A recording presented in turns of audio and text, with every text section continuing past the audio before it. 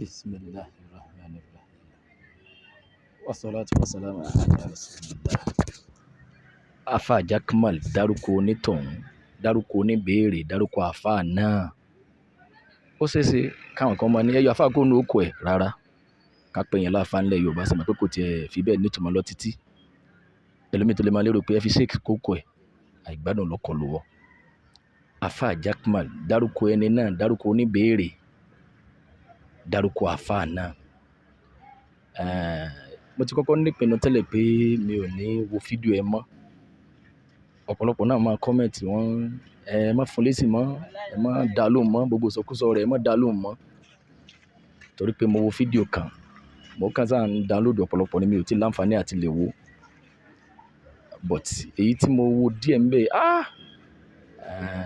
nípa àwọn sàhábà mẹ́jọ tí ó wọ náà tó mọ́ra kankan wọn gbà àbáàdì sì ti kálukú wa náà mà kọ́ ni.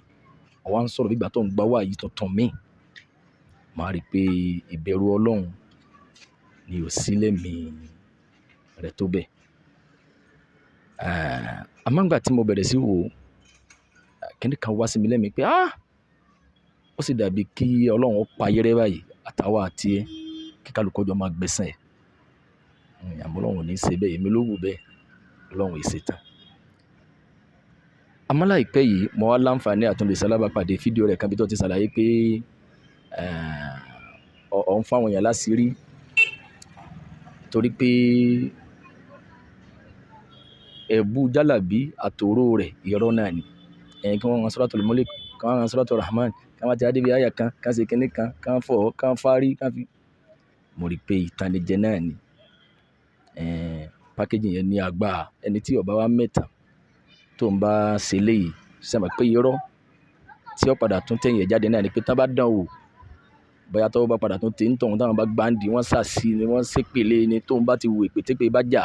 ẹ̀wà ni àwọn hàn pé ni tá bá hàn pé ni kò ní irọ́ ó sì ni. Ẹ̀yin jàmá mùsùlùmí àsìkárù ìtọ́lá láàfin alátọ̀dá Nabi sallallahu alaihi wasallam òní ẹ máa ṣe sabah wal masa ní ìrọ̀lẹ́ àti láàárọ̀. Àsìkárù yẹn ni Ọlọ́run tó dáàbò wa Nabi wa Muhammad sallallahu alaihi wasallam lọ́wọ́ àwọn ọ̀tá tó lágbára jù. Ọlọ́run ọba òun náà ní ń bẹ dọ̀la ọ̀sẹ̀. Òun náà ni ẹ máa ṣe ìyẹn ló lẹ́rìí, ìyẹn lọ́lọ́run máa fi kó èèyàn yọ. Àmọ́ gbogbo à ń hàn tú à ń ṣe kinní kan wọ̀nyí. Lábẹ́ bẹ́ẹ̀ ọ̀wá ń bọ̀rọ̀ lọ. Ó dáa kí mùsùlùmí máa ṣe sọ́nà dáadáa síra wọn àmọ́ irọ́ ló bá dé. Ìyẹn nìkan ló béèrè béèrè ọtí wá rí pé tó o bá gbé wọlé pé nìkan ló béèrè béèrè pé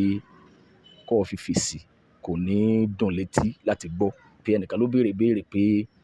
wọ́n ní ọmọ àkókò tá a bá bí obìnrin ni àbọ̀ ọkùnrin ni tá a bá ti fárí ẹ̀ ń tọ̀hún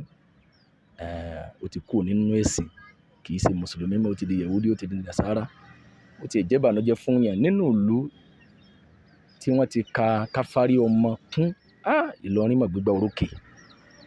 káfárí ọmọ káfọ́mọ lóko kápẹ́ran súná kọ́dà bí yẹn bá ń ṣe àwọn ìwà kan wò ó lè bó tá máa fi bú yàn wọ́n máa lérò pé àbí kankan ò ṣẹlẹ̀ nínú mẹ́tẹ̀ẹ̀ta yìí ni. Ó wá ní àfáà kan tó ní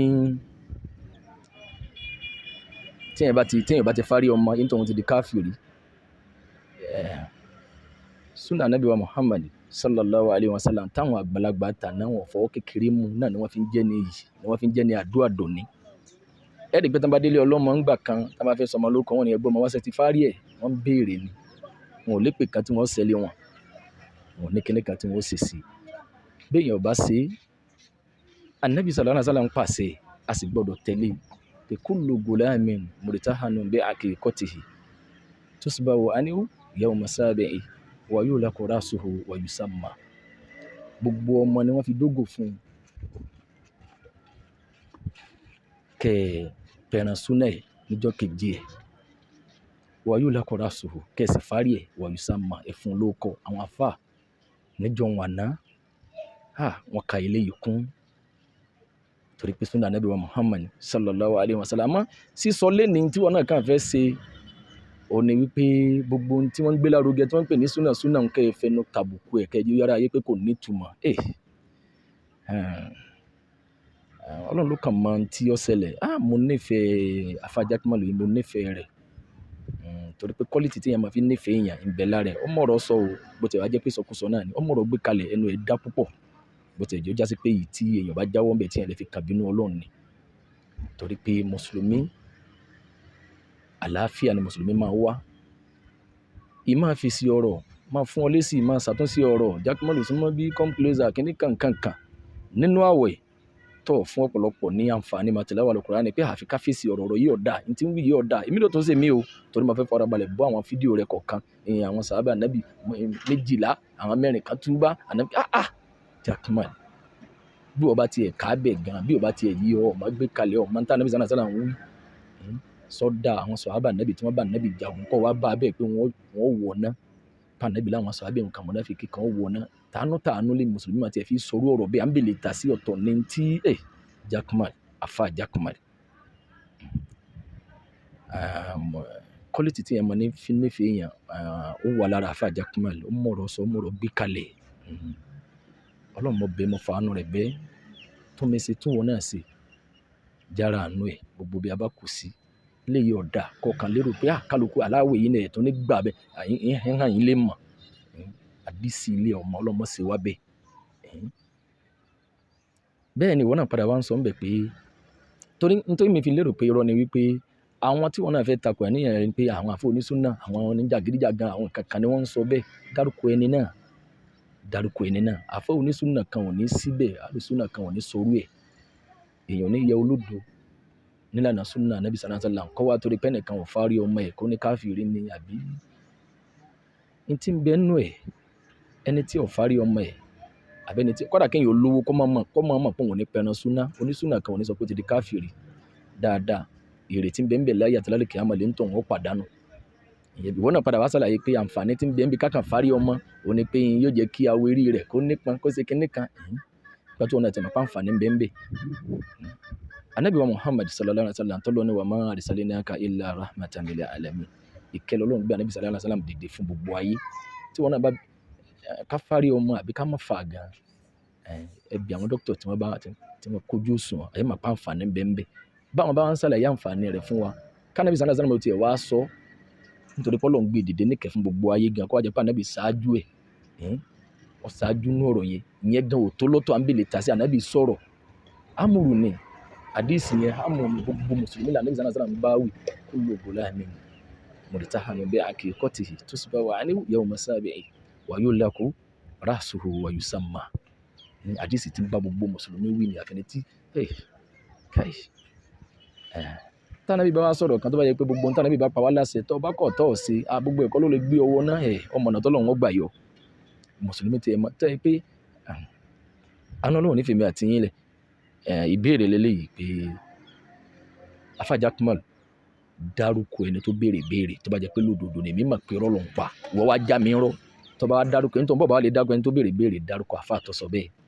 èèyàn mọ̀ pé ajéun náà ilé náà ni ó sì sí àwọn táwọn máa ń sọ pé táwọn pàtàkì súnà dípò pé wọ́n máa fi kàfàrà àwọn ẹlòmíín ní tí ò gbé yẹn jáde nínú ẹ̀sìn ìpàtàkì súnà náà ni máa jẹ́ kọ́pọ̀lọpọ̀ fẹ́ fàṣejò kún inú súnà kan ò ní wí bẹ́ẹ̀ wọ́n rí i pé ilé náà ni àjèyàn padà sí àbíkọ́jà àwọn ará yín tẹ́jọ́ ń ṣe wọ́nra báyìí àánú Ọlọ́run ní fi wálẹ̀ ẹ̀ kàn sáà máa wá nǹkan kan láti lè fi tàbùkù ara yín ẹ̀rù pèsè talẹ́ńtọ̀ ń dákú ẹ̀ tálàfà yẹn ta ló ní béèrè yẹn àwọn yẹn máa béèrè lọ́wọ́ tèmi náà gbogbo èèyàn lèmi máa ń pè wọlé ńgbà mi pé ẹ dákun ẹ gbọ́ ìwọ̀n ọmọ ọjọ́ mẹ́jọ tí wọ́n bá ti fárò ẹ̀ ọjọ́ keje àbí ọjọ́ mẹ́jọ àbí wọn àti ìfárò ọmọ yẹn láti bàtí wọ́n ti bí ṣé irun rẹ̀ lè kàn yẹn ní ara bọ́kàn yẹn lásọ kò sí nǹkan kan wọ́n ní àyíká wọn gbọ́ tẹ́lẹ̀ ni pé ọba ọ̀run jẹ́ kódà ẹgbẹ́ ní irọ́ ni àwọn tí wọ́n máa ń wílé yìí náà tẹ́lẹ̀ yìí pàtàkì súnà làwọn àfáà fi gbé gbèdéke lé pé ẹ bá ti fárí ọmọ ẹ̀gbin ni ẹ má gbé nǹkan kan tẹ́ ẹ máa gbọ́ onísúnà kan ò ní bá yín wíru ẹ̀ ajé yẹn ilé náà lọ sí bàbá tiẹ̀ wá ń gbọ́ táwọn kan bá ń fẹnu àbùkù kan pé irun ọmọ níjọ́ mẹ́jọ níjọ́ méje tó ń wí níjọ́ méje lànà bí sànà ti ẹ̀ wí kò sí tí ń jọ́ ká sì kẹjọ ẹ bá ti bímọ láàárọ̀ lákòókò tí oòrùn tí wọ̀ ẹ ka ọjọ́ yẹn tẹ́ bá ka ọjọ́ yẹn ọjọ́ méje náà ni ó kù sí bóòrùn bá ti wá wọ̀ ẹni ka ọjọ́ yẹn mọ́ ọ̀la lẹ́bẹ̀rẹ̀ sí kẹ́ mọ̀ pé ásámù ọ̀run tá a máa ń kí a máa ń ká ásámù kalẹ̀ fún àwẹ̀ ọ̀la báwẹ̀ báyìí sí tán níjọ́ táwẹ̀ bá parí tá a bá ti rúṣọ àní ká ásámù mọ́ torí pé alẹ́ ní ṣáájú àmọ́ nígbà tí ẹ̀ lágbọ́yé ìpánu tí